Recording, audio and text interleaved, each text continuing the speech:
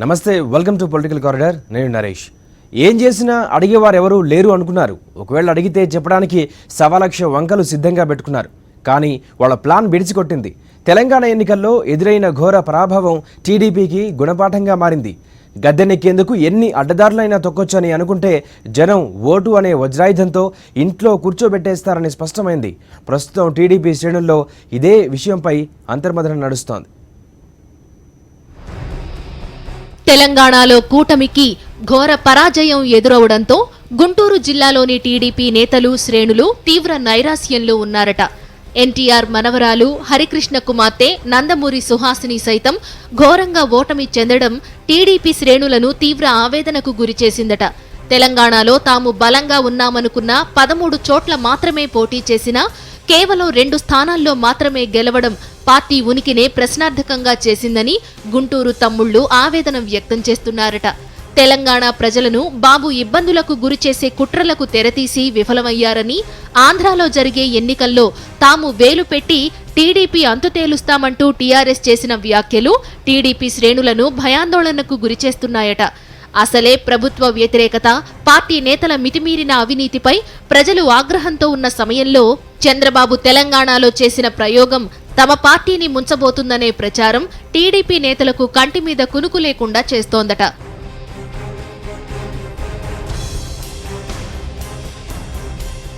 గుంటూరు జిల్లాలో టీడీపీ అధినేత చంద్రబాబు తనయుడు లోకేష్ ఒకరిద్దరు టీడీపీ ముఖ్య నేతలు పాల్పడుతున్న దోపిడీని తట్టుకోలేక సొంత పార్టీ నేతలు, కార్యకర్తలే తీవ్ర ఆగ్రహంతో ఉన్నారట. టీడీపీలో అవమానాలు తట్టుకోలేకపోతున్నామంటూ ఇటీవల పార్టీ సభ్యత్వానికి రాజీనామా చేసి బయటకు వచ్చిన మాజీ మంత్రి రావెల కిషోర్ బాబు సంచలన వ్యాఖ్యలు చేసిన విషయం తెలిసిందే. టీడీపీలో సామాజిక వర్గానికి మినహా మిగతా సామాజిక వర్గాలకు పదవులు తప్ప అధికారం ఇవ్వరంటూ ఆయన చేసిన వ్యాఖ్యలతో జిల్లాలోని అనేక మంది టీడీపీ ప్రజాప్రతినిధులు అంతర్గతంగా ఏకీభవిస్తున్నారట. ఈ తరుణంలో తెలంగాణలో టీడీపీకి ఎదురుదెబ్బ తగలడంతో అసంతృప్తితో ఉన్న నేతలంతా పార్టీని వీడేందుకు సమాయత్తమవుతున్నారట. రాజధాని జిల్లాలోనే పరిస్థితి ఇలా ఉంటే మిగతా జిల్లాల్లో ఏమిటంటూ పచ్చనేతలు భయాందోళన చెందుతున్నారట.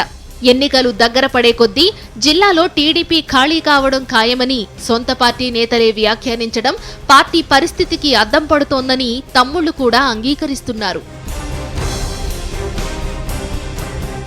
జాతీయ స్థాయిలో చక్రం తిప్పుతానంటూ గొప్పలకు పోయిన చంద్రబాబు తెలుగు రాష్ట్రమైన తెలంగాణలో జరిగిన మొదటి ఎన్నికల్లోనే బొక్కబోర్లా పడటంతో టీడీపీ అవహేళన పాలైందని జిల్లా నాయకులు అంతర్గత చర్చల్లో అంగీకరిస్తున్నారట. మంత్రి ప్రత్తిపాటి పుల్లారావు, జిల్లా టీడీపీ అధ్యక్షుడు వినుకొండ ఎమ్మెల్యే ఆంజనేయులు, గురజాల ఎమ్మెల్యే ఎరపతిరేని శ్రీనివాసరావు కూకట్పల్లిలో చేసిన ప్రచారం వృధాగా మారిందని భావిస్తున్నారట. ఫలితాలు రాకముందే తెలంగాణలో తమ అభ్యర్థులు గెలిచినట్లు, ఒడిశాలో సైతం పోటీ చేస్తామంటూ టీడీపీ నేతలు కొందరు చేసిన వ్యాఖ్యలు పరువు పోగొట్టుకునే విధంగా మారాయని చెప్పుకుంటున్నారు.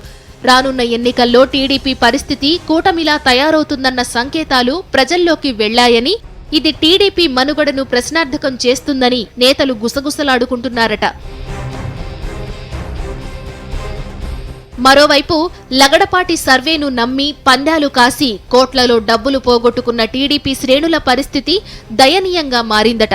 ఓటమి ఖాయమని తెలిసినప్పటికీ లగడపాటి తప్పుడు సర్వేతో నమ్మించి తమ ఇల్లు గుల్ల చేశారంటూ టీడీపీ నాయకులే బహిరంగంగా తిట్టిపోస్తున్నారట. ఓవైపు ఓటమి బాధ, మరోవైపు ఆర్థిక నష్టంతో ఎవరికి చెప్పుకోవాలో, ఏమని చెప్పాలో తెలియక తమలో తామే సతమతమవుతున్నారట పచ్చనేతలు.